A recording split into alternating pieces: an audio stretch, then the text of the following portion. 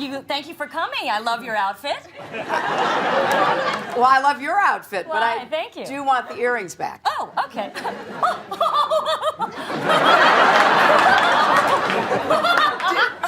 Do I really laugh like that? Well. Exactly. So, how's the Why don't you shut up and say, well, maybe you. Right.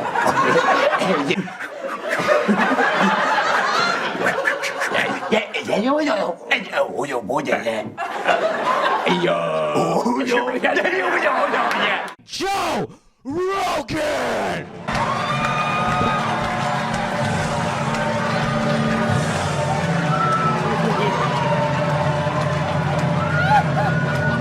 For those of you listening to the podcast, he looks like the actual Joe Rogan if he had stage 6 cancer. And how did you get your head to be like that? That's impressive. You went to a real professional for that. I'm a millionaire. Is that true? Jamie, look that up real quick. Hey, I'm Spider-Man. Is that supposed to be funny? I'm Spider-Man. Woo. Okay, I got one. Hold on, check this one out. Ooh, whoa. I'm Spider-Man.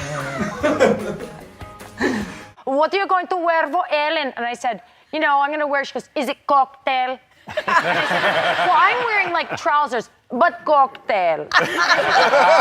Right, they're cocktails. She goes, I will wear something tight and like a dolce maybe, but it will have fruit on it or flowers, so you know it's for the day. It's not cocktail. Senator, it's a great impression. Listen to this. Come November 5th, a lot of people are going to be surprised by Bob Dole, because Bob Dole's going to win this election. Doesn't sound a thing like me. First of all, I don't run around saying Bob Dole does this and Bob Dole does that. That's not something Bob Dole does. You came on the set and you're like this dynamo. Hey, everybody! Diane! Why aren't you smiling? Diane! Where's my copy? Give us your best Bryan Cranston impression. Bryan is just he's very calm. It's different. There's times, and of course with a unique, it's very, his vocabulary is amazing, there's a touching time where it's just very at ease. And then occasionally he'll give you like a nice punchline in there, but everything is poised. It's all professional and good. And you're making me sound boring. No, you're not boring. You're boring. That's good. I actually want to sound like Batman. Do you bleed? I'm Batman. And I'm secretly in love with Superman. Okay. Are you kidding me? That is how it's done, my man. He's so great. Am I right? Am I right? Jim Parsons. So many great answers. So great, my man. But Steve.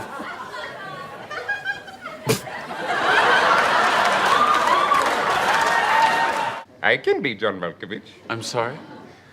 Hello. My name is John Malkovich. I don't sound anything like that. No, you sound exactly like this. No, I don't. Yes, you do. Oh, no, yes.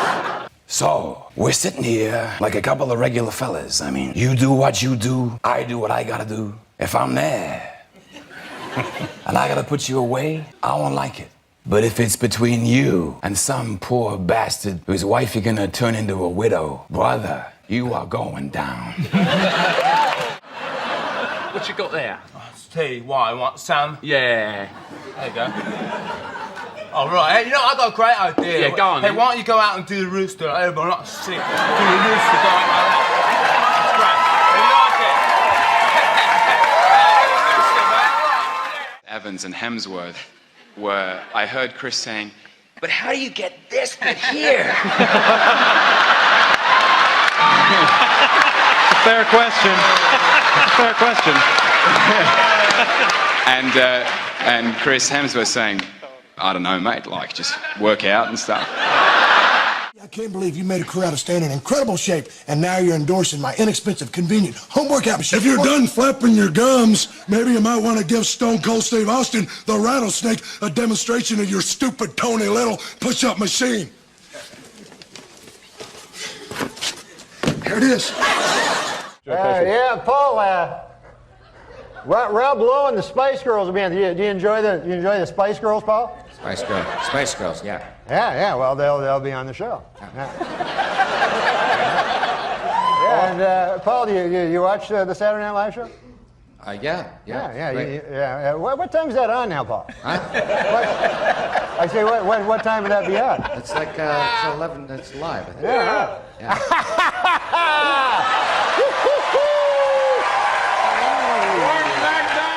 If I take a paper and I start reading it here when Skip starts talking, because, most of the time when Skip starts talking, all the thing I hear is bull. You know what I'm saying? Because Skip doesn't know what he's talking about most of the time. And I'm just like, I know exactly what's going down. LeBron has got to get it done. There is no way. Wait a minute. Disrespectful. Gotta work that in. Disrespectful. Blasphemous. And I'm ticked off. It's like going into your closet, except there's a guy in there. Hey, buddy, pocket tee? Really? Thanks, Gap. What, you'll refold it? This place is great.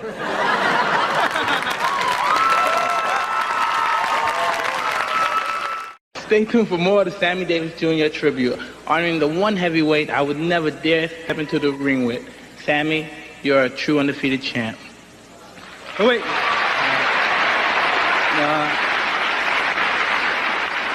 I think Mike can do a little better than that. Mike?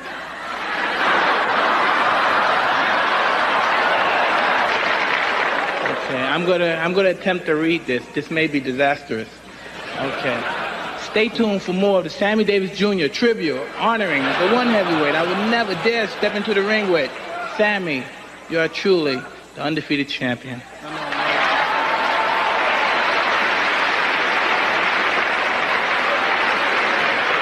The producers of the show was hoping you'd have a little more feeling of more Mike, a little bit more Mike Tyson, more Mike Tysonisms, like, Hello, ladies and gentlemen, Sammy and I would like...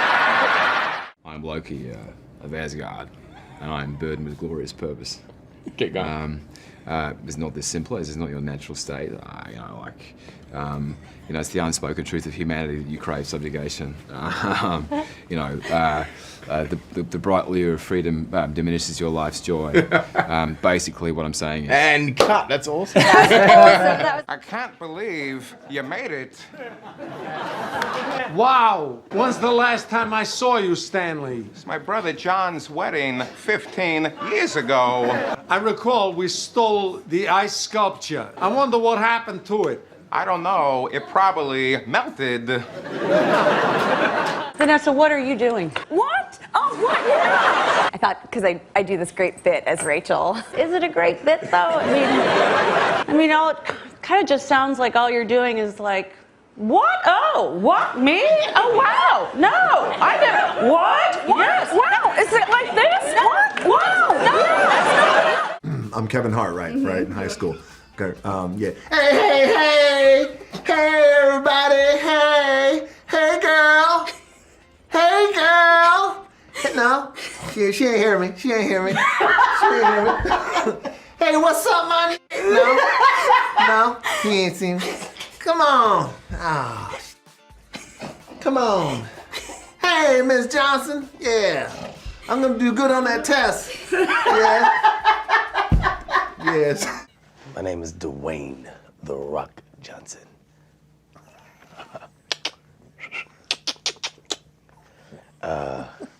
Known as the champ. Here doing some interviews, and I'll be interviewing Kevin Hart.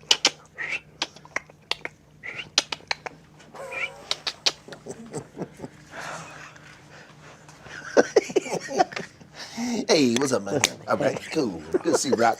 All right, what we got here? What we got here? Okay, we got all the shoulder shot. We got a shot right here. Okay, cool. Hey, boss man. Hey, make sure you give me the thing. All right.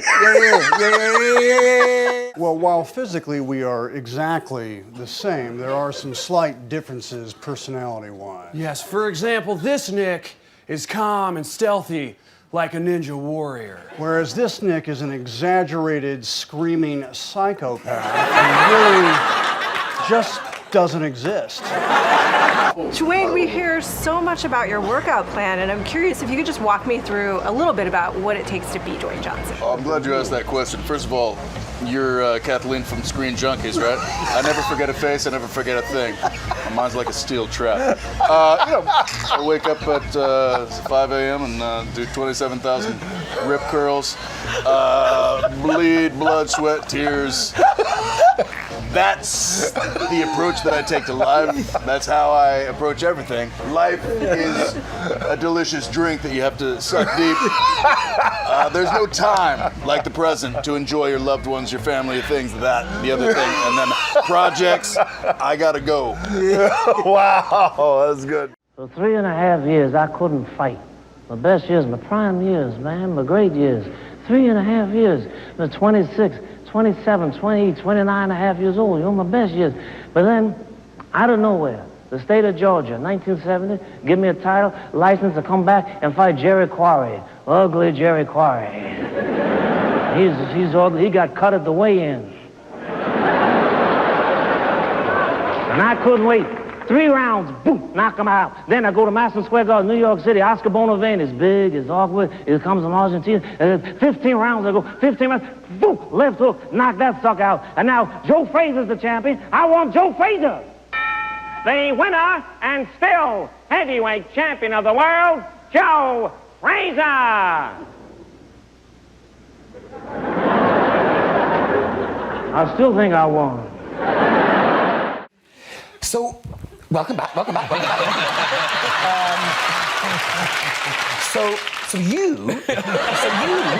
never been on the show.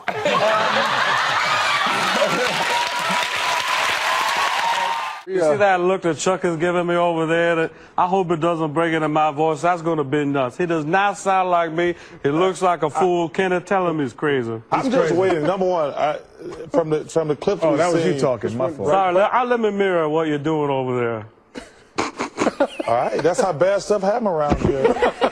You know, it's been really fun watching all your promos, but I'm not going to be happy. They say you do me really well. He's been doing that for the last 5 minutes. That's the problem. You can't even understand it. I'm listening right now, but I don't hear what it's going with. It just doesn't sound. It doesn't sound right. That guy's a knucklehead. No, you know what he's thinking? You know what he's thinking? Let me tell you something, Kenneth. Hold on a second. I never get to finish anything here. I start to say something, everybody takes it away from me. How come I can't finish a sentence in this place? What's the problem here? That's not bad. No, you know. Hold on a second. Bring the camera back over. Give me the camera. Oh. Where's my camera? Take a look. If you're going to switch cameras, let me know, okay? Don't make me look like an idiot over here, all right? Al always seems to be looking for something that he's lost. Where is it? My wallet, my passport, my toothbrush, my lines, my performance. Whoa, where did that go? Al, for some reason, always looks a little surprised. If you look at his face, it's like, what just happened? The last thing I remember, I was snorting a wheelbarrow full of cocaine in Scarface, and now I'm sitting next to the president. Whoa, how did that happen? Whoa.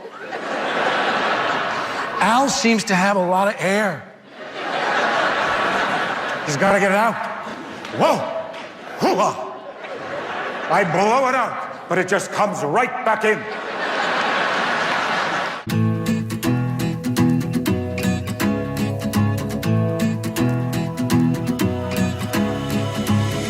I've been searching for what's missing, but the answer remains hidden and still far left to go.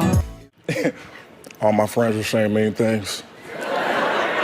Hurt my feelings. Shaq a big, strong man outside, but soft inside. Shaq hate bullies. Everyone is calling Shaq dumb. But Shaq not dumb.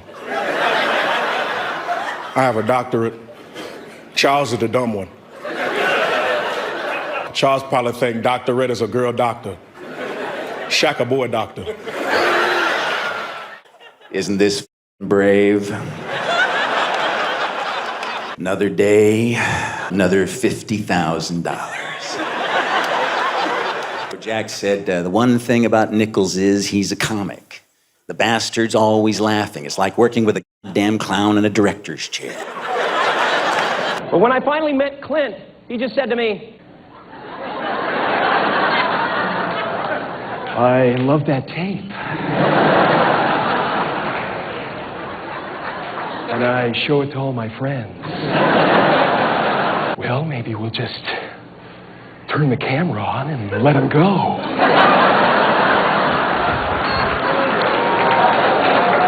Then with Clint's help, we honed the final performance down to this little piece that I'd like to perform for you now. Hey, man, I can handle it.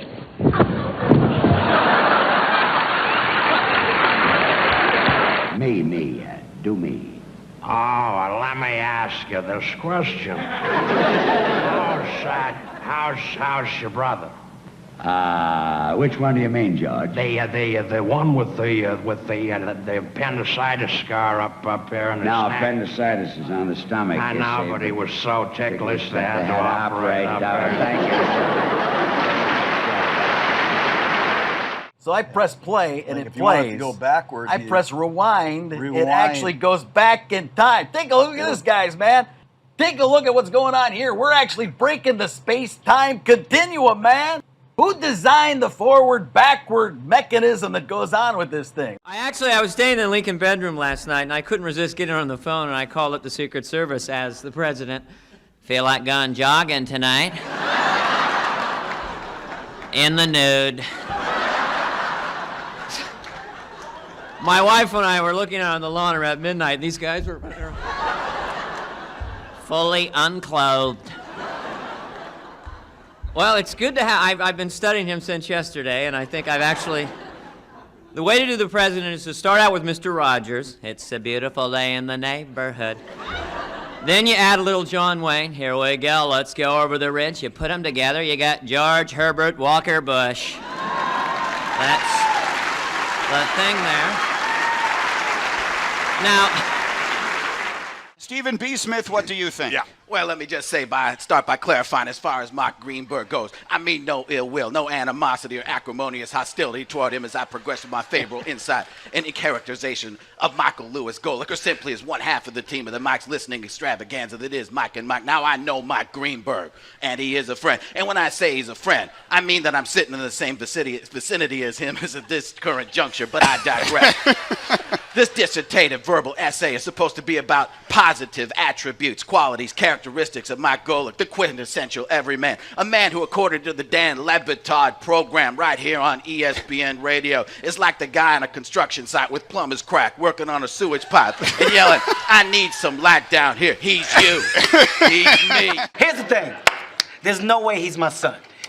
Yeah, here's the thing, Mom. Let me explain. First of all, this is not my dad. It's a waste of my damn time. That's what it is. Okay, this man wasn't my dad back then. He ain't my dad now. Bow, bow, bow. Don, I'm a nice guy.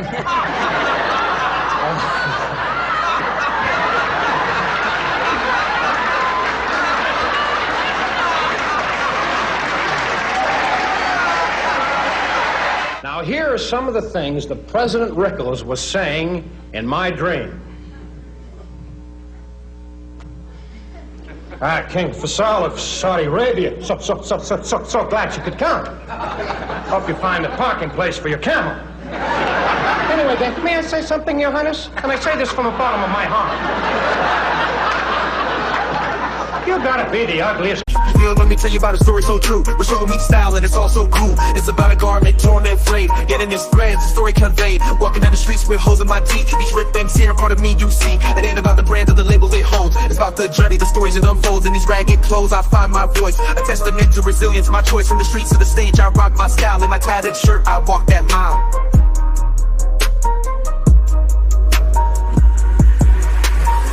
ripped and torn, but still I stand in my ragged attire. I command, it's not just fabric, it's a statement I preach. In my threadbare garment, I find my reach.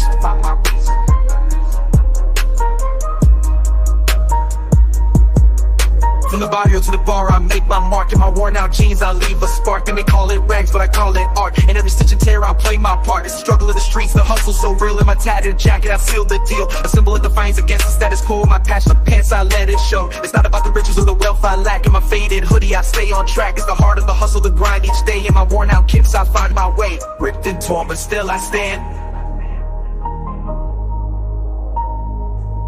In my ragged attire, I command. It's not just fabric, it's a statement I preach. In my threadbare garment, I find my reach. So here's to the ones with the clothes that tear. In our patched up attire we have, so let the world see our garments worn. For in our rags, our stories are born. In the language of the streets we speak. In our torn up clothes we find our peak. Thing I've ever seen in my life. Yeah.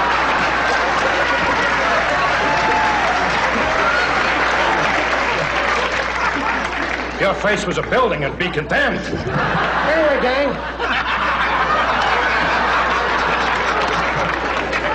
Hot seat time. Oh, I love you. You're a wonderful little guy. You little taggy. I know you got a lot on your mind, but try and remember next time, no starch on the collar, huh? Fidel Castro, what are you doing here tonight, you hockey puck? What'd you do, get a note from the Russians saying you could take the night off? Incidentally, is that a beard or you sticking your head under your armpit? Anyway, gang. A lot of actors started doing bad commercials. Remember Robert De Niro's?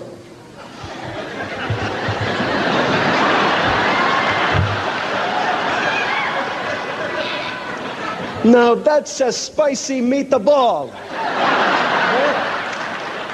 And of course, my favorite, Jack Nicholson. I can't believe I ate the whole thing.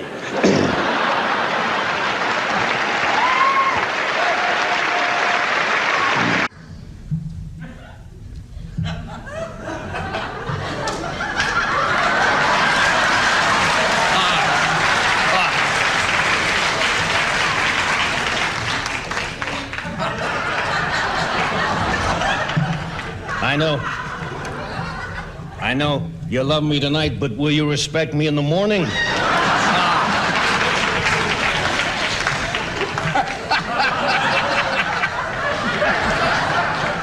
Hey, how about this? How about this weather we're having out here in California? Isn't it wild?